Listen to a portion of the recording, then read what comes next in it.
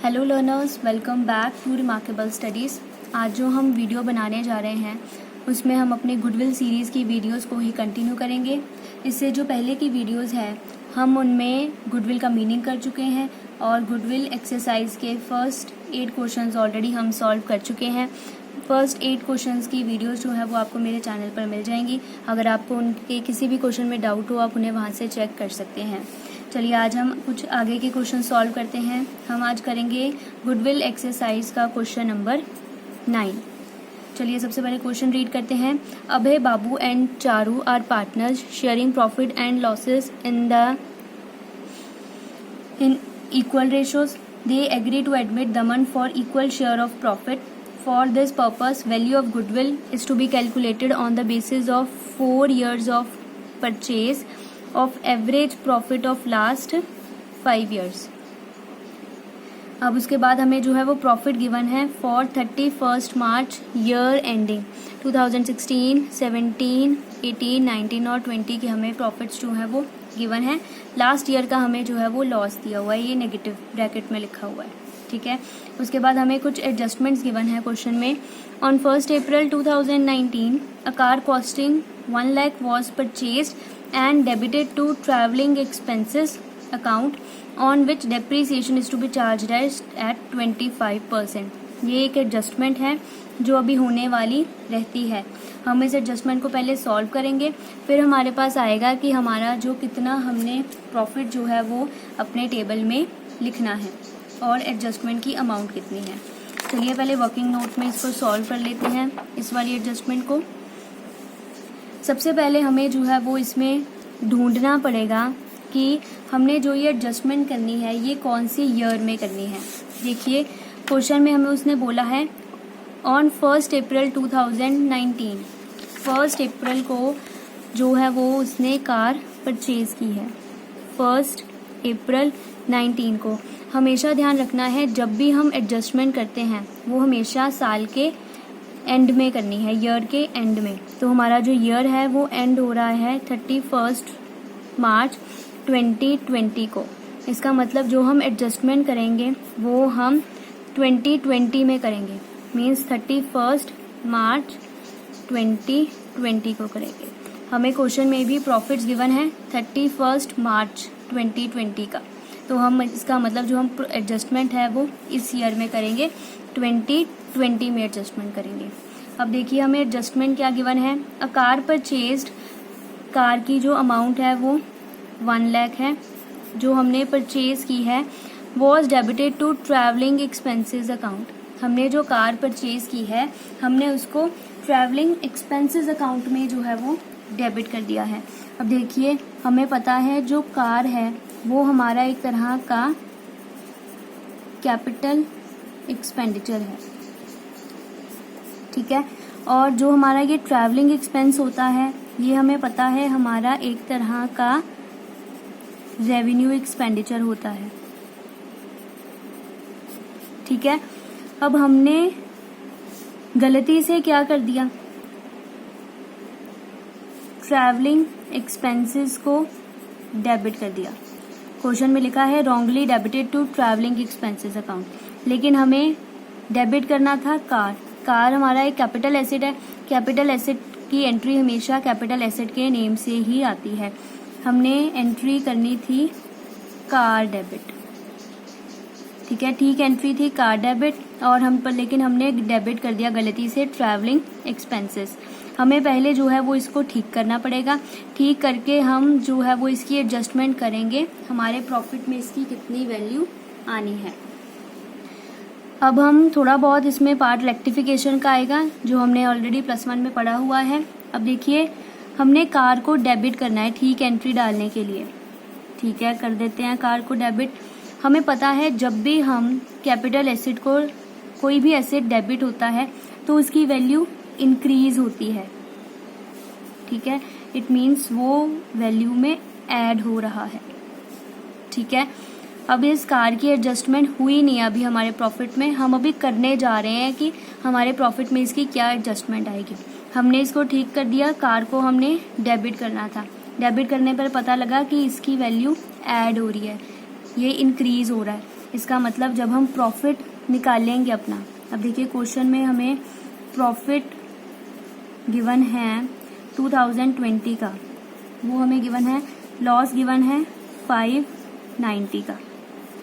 ठीक है, अब हमें पता लग गया यहाँ से कि जो हमारा कार है हमने उसको ऐड करना है। हम यहाँ पर लिख देते हैं plus car as capital expenditure, हमने इसमें ऐड कर दिया 1 लाख, ये हमारा आ जाएगा 4,90,000।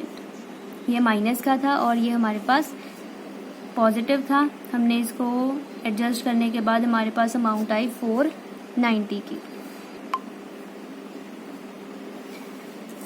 हमने एक ऐड कर दिया इसमें 1 लाख, जो हमें यहाँ एडजस्टमेंट से पता लग गया है कि हमने उसको ऐड करना है।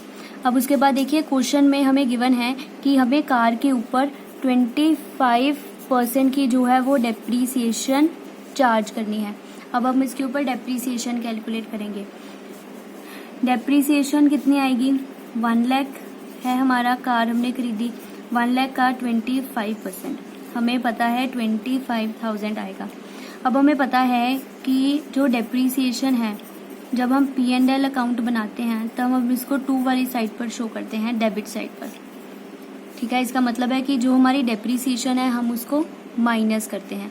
तो यहाँ पर जो ये डेप्रीसिएशन है हम इसको माइनस कर देंगे, माइनस डेप्रीसिएशन ऑन कार 25,000। ये ऑलरेडी नेगेटिव में है और ये भी हमारा जो है वो नेगेटिव में है। जब हम इसको सॉल्व करेंगे दोनों को, ये ऐड हो जाएंगे, ये हमारा बन जाएगा 515,000 नेगेटिव का। ठीक है, अब उसके बाद क्वेश्चन में उसने हमें एक और एडजस्टमेंट जो है वो बताई हुई है। उसने लिखा है interest of 10,000 on non trade investment is credited to the income for 31 March 19 and 20। 19 और 20 में 10,000 की नॉन ट्रेड इन्वेस्टमेंट है।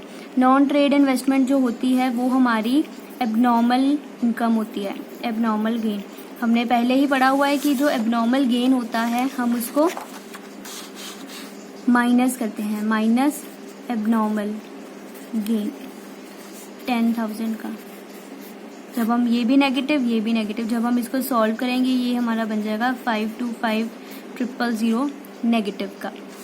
ये हमारा जो है वो नॉर्मल प्रॉफिट आया है, ये सारी एडजस्टमेंट करने के बाद। ठीक है, ये वर्किंग नोट में मैंने आपको सारा समझा दिया एक बार। अब हमने अगर हम इसको टेबल में लिखेंगे तो टेबल में हमें तो एक प्रॉफिट ये वाला लिखना है एक कॉलम में, फिर हमें एक में लिखना है अमाउंट ऑफ एडजस्टमेंट। एडजस्टमेंट में हम कितना लिखेंगे देखिए वो मैं आपको यहाँ पर समझाती हूँ। हमें एडजस्टमेंट के कॉलम में जो हमारा ये थर्ड कॉलम होता है हम इसमें कितनी अमाउंट लिखेंगे 2020 के लिए। सबसे पहले देखिए हमने 3 चीज़ों की एडजस्टमेंट करी इसमें। एक तो ये 1 लाख की, मैं इसका ऐसे सर्कल कर देती हूँ, 1 लाख की कार जो की थी, फिर कार के ऊपर हमने एक डेप्रीसिएशन चार्ज की, इसकी एडजस्टमेंट की, और हमने ये एक 10,000 की भी एडजस्टमेंट की। ठीक है, 1 लाख पॉजिटिव का था। ठीक है, आप चाहें तो इसके आगे लिख लें, कार हमने ली थी 1 लाख की, फिर हमने नेगेटिव में एक लिखा था 25,000 डेप्रीसिएशन, फिर हमने एक माइनस किया था एबनॉर्मल गेन 10,000 का। ठीक है, जब मैं इसको सॉल्व करूंगी 1 लाख माइनस 25 और माइनस 10, तो मेरे पास जो है वो अमाउंट आएगी 65,000। 65,000 जो है वो मेरी अमाउंट ऑफ एडजस्टमेंट आई है जो मैं टेबल में लिखूंगी। ठीक है, ये 65 कहाँ से बना, आई होप आपको समझ आ गया होगा कि हमने इसको सॉल्व कैसे किया है। चलिए अब हमने वर्किंग नोट में ये सारा सॉल्व कर लिया है, अब हम इसे जो है वो अपने टेबल में पुट कर देते हैं एक बार। देखिए सबसे पहले ईयर गिवन है हमें, स्टेप 1 में हमने नॉर्मल प्रॉफिट्स निकालने हैं। ईयर में हमें जो क्वेश्चन में ईयर गिवन है हम उनको नोट डाउन कर लेंगे। 2016, 2017, 2018, 19 एंड 2020। उसके बाद हमें प्रॉफिट्स जो ये क्वेश्चन में गिवन होंगे 1,50,000, 3,50,000, 5 लाख, 7 लाख, 10,000 और 5,90,000 जो हमें नेगेटिव में गिवन है। हमें एक तो हमने अभी 2020 की एडजस्टमेंट जो है वो कैलकुलेट की, अमाउंट ऑफ एडजस्टमेंट कितनी आएगी 65,000 की, वो हमने यहाँ पर लिख ली। अब क्वेश्चन में एक और पॉइंट था, नॉन ट्रेड इन्वेस्टमेंट जो है वो 2019 की इनकम में भी इंक्लूड है उसके प्रॉफिट में। 2019 का प्रॉफिट ये रहा, उसमें हम 10,000 जो है वो माइनस कर देंगे एज एबनॉर्मल आइटम। अब बाकी किसी और साल में हमारे पास कोई एडजस्टमेंट नहीं है। अब हम इन्हें सॉल्व करके जो है वो इधर लिख लेंगे। ये आ जाएगा हमारे पास 150, चलिए मैं यहाँ लिख देती हूँ 150, यहाँ हमारा आ जाएगा 350, यहाँ आ जाएगा हमारे पास 5 लाख, फिर हमारे पास आ जाएगा 710 माइनस 10,000 इक्वल टू 7 लाख, ठीक है। फिर उसके बाद 590 जो नेगेटिव में है, हमने अब ये हमारे पास पॉजिटिव में बचा है, सारी एडजस्टमेंट करने के बाद हमारे पास बैलेंस पॉजिटिव में बचा था, प्लस 65,000, ये हमारे पास बच जाएगा 525,000 नेगेटिव का, ठीक है। अब बस हम इन सबको टोटल करके जो है वो अपना नॉर्मल प्रॉफिट जो है वो हम कैलकुलेट कर लेंगे। नॉर्मल प्रॉफिट आ गया हमारे पास, जब हम इन सबको कैलकुलेट करेंगे वो आ जाएगा हमारे पास 1175,000। ये आया हमारे पास नॉर्मल प्रॉफिट जो हम स्टेप 1 में कैलकुलेट करते हैं। अब हम स्टेप 2 की तरफ चलते हैं। स्टेप 2 में हम कैलकुलेट करते हैं एवरेज प्रॉफिट। एवरेज प्रॉफिट का formula normal profits divided by number of years. हमने अभी निकाले नॉर्मल प्रॉफिट्स हमारे कितने थे 1175,000 divided by number of years हमारे पास हैं 5। इसको डिवाइड करने के बाद हमारे पास जो है वो आंसर आ जाएगा 235,000। ये आया हमारे पास एवरेज प्रॉफिट। अब हम उसके बाद स्टेप 3 की तरफ चलते हैं। स्टेप 3 में हम कैलकुलेट करते हैं गुडविल। गुडविल का formula average profit into number of years of purchase. Average profit हमें दी हुई, हमने अभी कैलकुलेट कर लिया 235,000 और क्वेश्चन में हमें गिवन है कि हमने 4 ईयर्स ऑफ परचेज कैलकुलेट करना है। इसको मल्टीप्लाई कर देंगे हम 4 के साथ, इसको 4 के साथ मल्टीप्लाई करेंगे, फिर हमारे पास आंसर आ जाएगा 9,40,000। This is our value of goodwill. Easy question था, कुछ मुश्किल नहीं था क्वेश्चन में, सिर्फ उसमें जो क्वेश्चन में है वो हमें एक कैपिटल एक्सपेंडिचर से रिलेटेड जो है वो एक पॉइंट बोल दिया था, जिसको हमने पहले वर्किंग नोट में सॉल्व कर लिया। कार जो है वो हमारा एक तरह का कैपिटल एक्सपेंडिचर है। कार की हम कोई भी एंट्री पास करते हैं तो वो हमेशा हम कार के नेम से ही पास करते हैं, लेकिन हमने उसको गलती से ट्रैवलिंग में डेबिट कर लिया था, हमने उसको रेवेन्यू एक्सपेंडिचर समझ लिया था, ठीक है, गलत था। तो हमने ठीक करना था कार, हमने कार को ठीक कर दिया। हमें पता है जब भी हम एसेट्स को डेबिट करते हैं उनकी वैल्यू इंक्रीज होती है, उनकी वैल्यू ऐड होती है। तो हमें यहाँ से पता लग गया कि हमारा जो एसेट है हमने उसको ऐड करना है, हमने उसको जो है वो ऐड कर लिया 1 लाख। फिर उसके बाद कैपिटल एसेट है तो कैपिटल एसेट के ऊपर हम डेप्रिसिएशन भी चार्ज करते हैं, हमने डेप्रिसिएशन चार्ज कर ली।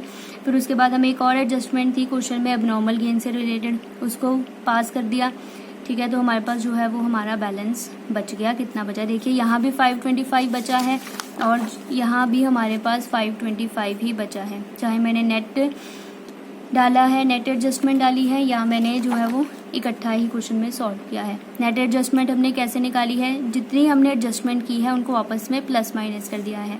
कार हमने ऐड की थी उसको पॉजिटिव में लिख लिया, डेप्रीसिएशन हमने माइनस की थी, नेगेटिव में ब्रैकेट्स में लिखी थी, उसको माइनस कर दिया। एबनॉर्मल गेन भी हमने ब्रैकेट में लिखा था माइनस करना है, उसको भी यहाँ से हमने माइनस कर दिया। फिर जो है इससे हमारा नेट एडजस्टमेंट आ गई, फिर हमने उसको क्वेश्चन में पुट कर दिया और फिर हमने अपना जो क्वेश्चन था वो आगे सॉल्व कर लिया। आई होप अब आपको ये क्वेश्चन अच्छे से समझ लग गया होगा। थोड़ा सा अलग क्वेश्चन था बट अच्छा क्वेश्चन था अगर आप इसको अच्छे से समझें। चलिए इस वीडियो को यहीं पर एंड करते हैं। अगर आप अभी तक आपने मेरे चैनल को सब्सक्राइब नहीं किया है तो सब्सक्राइब ज़रूर करें, लाइक ज़रूर करें, ताकि मेरी हर लेटेस्ट वीडियो की नोटिफिकेशन आपको टाइमली मिलती रहे। Thank you.